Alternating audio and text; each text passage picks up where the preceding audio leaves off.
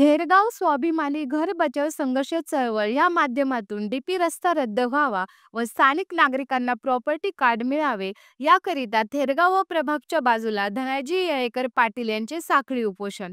थेरगाव येथील डीपी रस्ता रद्द व्हावा व हा रस्ता मॅपच्या माध्यमातून आराखडा तयार करून आखल्याचे आरोप धनाजी येळेकर पाटील यांनी दैनिक लोकतंत्रला सांगितले। हा डीपी रस्ता रद्द करून स्थानिक नागरिकांना प्रॉपर्टी कार्ड द्यावे असे मत त्यांनी व्यक्त केले। स्थानिक आमदार यांनी संसदेमध्ये जो प्रश्न उपस्थित केला तो दिशाभूल करण्याचे काम केल्याचे वाटते आहे, म्हणून स्पष्ट भूमिका आमदारांनी मांडायला हवी होती असे मत धनाजी येळेकर पाटील यांनी केले। पिंपरी चिंचवड महानगरपालिका आयुक्त शिखर सिंह यांनी सर्वांना बेघर करून नक्की काय साध्य करायचे आहे ते समजत नसून त्यांनी गरिबांवर अन्याय करण्याचा विडा उचलण्याचे दिसून येत आहे असे म्हणले जात आहे। नमस्कार, दैनिक राज्य लोकतंत्रमध्ये आपल्या सर्वांचं स्वागत आहे।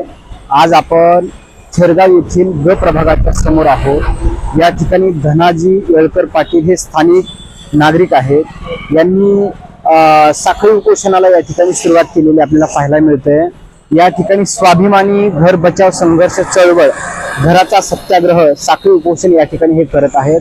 थेरगाव, वालेकरवाडी, चिंचवडे नगर, बिजली नगर, राहटणी येथील रहिवाशांना बेघर करणारा जो आराखडा आयुक्त शिखर सिंह यांनी आपल्या एसी केबिन मध्ये बसून आखलेला आहे मॅपवरून, तर तो आराखडा रद्द करून स्थानिक लोकांचा विचार करून त्यांचं घर त्यांना आपण परत करावं आणि दुसरी गोष्ट तो जो आराखडा आहे तो रद्द व्हावा। हा आराखडा एसी मध्ये बसून आखलेला आराखडा असून असं स्थानिक नागरिक या ठिकाणी सांगत आहेत। आपण पाहू शकता कशा पद्धतीने या ठिकाणी साखळी उपोषणाला सुरुवात झालेली आहे।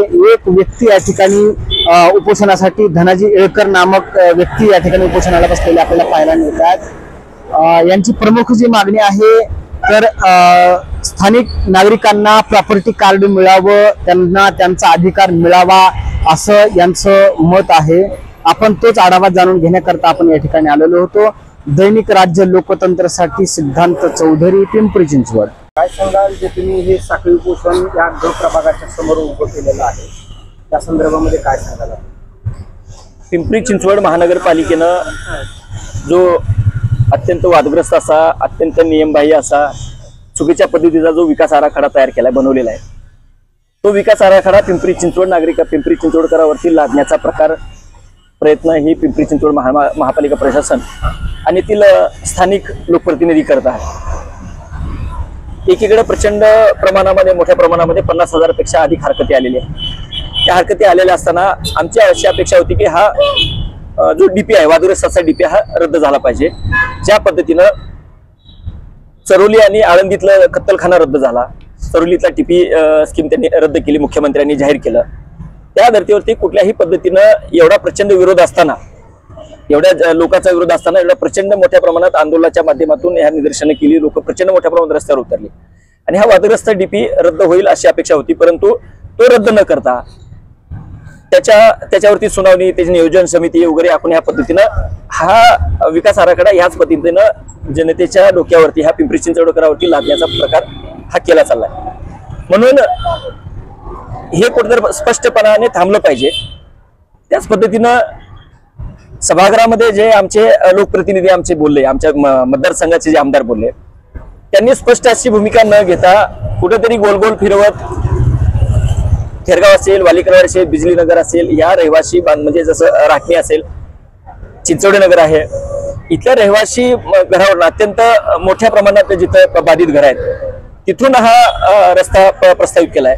त्याच्याबद्दल कुठल्याही पद्धतीचा शब्द प्रयोग न करता, ते स्पष्ट त्याची भूमिका न मांडता ते बोलत डायरेक्ट ते ह्याच्यावर जातात, म्हणजे पुनावळ्याचा विषय घेतात आणि त्याच्यावरती मात्र ते तिथल्या बिल्डरांसाठी वगैरे तुम्ही बांधकाम करू देणार काय, ह्या पद्धतीने अशा पद्धतीने ते लक्षवेधी मांडली।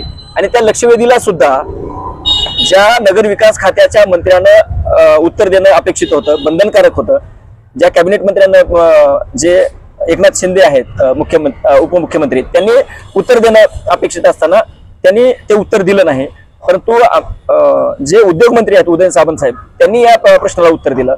म्हणजे हे कुठल्याही पद्धतीनं ही भूमिका योग्य पद्धतीने मांडली नाही आणि तो अधिकार ह्यांना नाही आहे त्या बाबतीमध्ये निर्णय घेण्याचा किंवा बोलण्याचा उदय सामंतांना।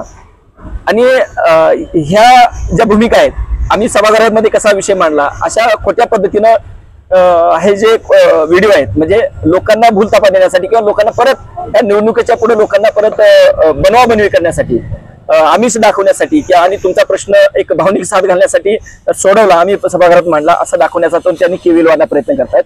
आणि दुसरी गोष्ट अशी, आमची प्रमुख मागणी ही आहे की आमच्या घराला प्रॉपर्टी कार्ड मिळालं पाहिजे. जे आमचे घर कायम अनियमित आणि अनधिकृत म्हणून तुम्ही कायम आम्हाला हिनवलं जातं, जे 40 वर्षापासून आमची घरं इथं आहेत, तर त्या घरांना प्रॉपर्टी कार्ड न देता तो आम्ही मांडला असताना तुम्ही हा विषय आम्ही सभागृहात मांडू अशी आम्हाला आश्वासन दिलं, आश्वस्त केलं असताना तुम्ही आमच्या प्रॉपर्टी कार्डचा विषय तुम्ही सभागृहामध्ये लक्षवेधीद्वारे न मांडता, तो लावून न धरता तुम्ही तो ह्याच्यामध्ये सभागृहामध्ये औचित्याचा मुद्दा म्हणून तुम्ही तिथं मांडला, औचित्याच्या मुद्द्याच्या माध्यमातून तुम्ही मांडला. ज्या औचित्याच्या मुद्द्याला कुठलाही मंत्री उत्तर देण्यासाठी बांधील नसतो किंवा जबाबदार नसतो, अशा ठिकाणी फक्त चर्चाच होती आणि तसा विषय तो तसाच पाठीमाग पडून राहतो.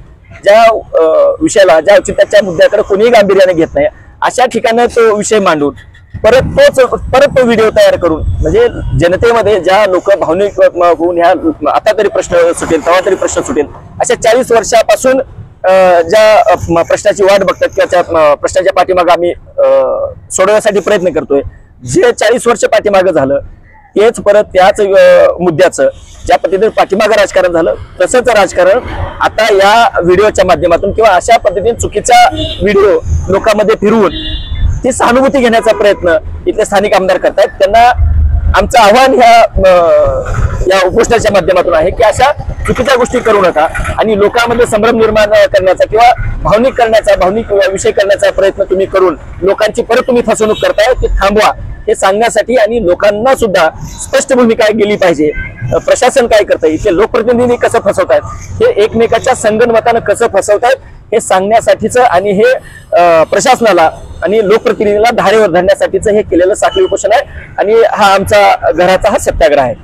एकीकडं आयुक्त, महापालिकेचे आयुक्त शेखर सिंह यांनी आदेश दिलेले आहेत अधिकाऱ्यांना की जे अतिक्रमण झालेलं आहे ते आपण पाडा आणि फुटपाथवरचे अतिक्रमण असेल ते हटवा, जर नाही हटवलं तर तुमच्यावरती कारवाई केली जाईल. तर त्याकडे आपण स्थानिक म्हणून कशा पद्धतीने पाहताय? सगळ्यात महत्वाचा प्रश्न त्यांच्याच प्रश्नामध्ये हे उत्तर दडलेलं आहे. अनधिकृत बांधकाम किंवा अतिक्रमण का होतात, का झाली याचा विचार त्यांनी केला पाहिजे. म्हणजे प्रश्न जर सोडवायचा असेल, त्याचा उत्तर जर पाहिजे असेल तर प्रश्नाची उकल कुठल्या पद्धतीने त्याचं खरंच प्रश्न उत्तर शोधलं पाहिजे. इथं अतिक्रमण का झाली किंवा अनधिकृत बांधकाम का होतात तर ह्याचं जर उत्तर शोधलं तर महापालिकेनं आणि राज्य सरकारनं इथल्या लोकांना जे 40 वर्षापासून इथं राहतात, ज्या लोकांनी कष्टाच्या पैशातून ही घर जागा विकत घेतल्या, त्या कष्टाच्या पैशातून त्यांनी आपल्या ही घर उभा केली, ही बांधकामं केली, त्या बांधकामांना ज्या प्राधिकरणानं ह्या जमिनी अक्वायर केल्या होत्या त्या मोबदला लोकांना शेतकऱ्यांना दिला नाही. त्या शेतकऱ्यांनी ह्या इथल्या बाधित लोकांना या जमिनी विकल्या आणि ह्या जमिनी विकत घेऊन या लोकांनी तो घर बांधलेले आहेत आणि प्राधिकरण आता बरखास्त झालंय, प्राधिकरणाचाही अधिकार राहिलेला नाही. त्याच्यामुळं ज्या कारणासाठी प्राधिकरणानं जमिनी घेतल्या होत्या त्या कारणासाठी त्यांनी वापरल्या नाहीत. त्याच्यामुळं MRTP ऍक्ट सेक्शन 1966च्या कलम 127 नुसार प्राधिकरणाचे अधिकार संपलेले आहेत. त्याच्यामुळे हे अधिकार मूळ मालकाकडे म्हणजे शेतकऱ्याकडे जातात आणि शेतकऱ्यांनीच आम्हाला जमिनी विकलेल्यामुळं, ह्या प्लॉट विकल्यामुळं हा अधिकार आम्हाला आलेला आहे. त्याच्यामुळे आम्ही रितसर आम्हाला आमच्या घराचे प्रॉपर्टी कार्ड मागतोय, आमच्या रहिवासी घराचे प्रॉपर्टी कार्ड मागतोय, तो अधिकार मागतोय, ते मालकी हक्क प्रमाणपत्र आम्ही मागतोय. हे जर आम्हाला ह्या प्रशासनानं दिलं तर आमची घरं अनियमित बांधकाम करायची किंवा अनधिकृत बांधकाम करायची कोणालाच गरज पडणार नाही. त्याच्यामुळे आम्ही रितसर परवानगी घेऊन आम्ही आमची घरं बांधू शकतो. परंतु एकीकडे आम्हाला प्रॉपर्टी कार्ड द्यायचं नाही आणि दुसरीकडे सांगायचं तुम्ही अनधिकृत घरं बांधू नका किंवा अतिक्रमण करू नका. हा सरकारचा दुट्टप्पीपणा आहे. एकीकडं मार्ग द्यायचा नाही, मार्ग अडवून ठेवायचे, मग लोकांनी जायचं कुठं? ज्या लोकांनी प्लॉट घेऊन ठेवल्यात, ज्या जमिनी घेऊन ठेवल्यात, ज्या लोकांची घरं आज पत्र्याचे झालेत, त्याचं कुटुंब संख्या वाढलेली आहे, त्याच्यामध्ये ते राहता येत नाही एका त्या छोट्याशा कुटुंबामध्ये, त्या घरामध्ये. म्हणून त्यांनी जर त्याच्या कारणास्तव त्याच्या गरजेपुरतं जर ज्यावेळेस म्हणजे हे लोक घरं वाढवत आहेत त्यावेळेस तुम्ही त्यांना अनधिकृत ठरवताय, हे चुकीचं आहे. तुम्ही जर त्यांना प्रॉपर्टी कार्ड दिलं, उद्यापासून लोक अधिकृत बांधायला चालू करतील. परंतु तुम्ही हा प्रशासन आणि ह्या राज्यकर्त्यांनी हे दोघांनी संगनमतानी केलेली ही लोकांची फसवणूक ही थांबली पाहिजे आणि लवकरात लवकर लोकांना प्रॉपर्टी कार्ड दिलं पाहिजे. काल जे महानगरपालिकेची मोठी कारवाई झालेली आहे काळाकडे वाकडी त्या नागरिकांवरती अन्याय झाला असं काय? 100% त्या झोपडपट्टी धारकावर अन्याय झालेला आहे. SRAच्या प्रोजेक्टच्या नावाखाली तिथल्या बिल्डरांशी संगनमत करून महापालिकेने केलेला हा खोटेपणा आहे. त्या लोकांच्या ते पण 45 वर्षापासून तिथं राहतात. तिथल्या लोकांना न्याय मिळणं अपेक्षित होतं, त्या लोकांना प्रत्येकाला घर मिळणं अपेक्षित होतं.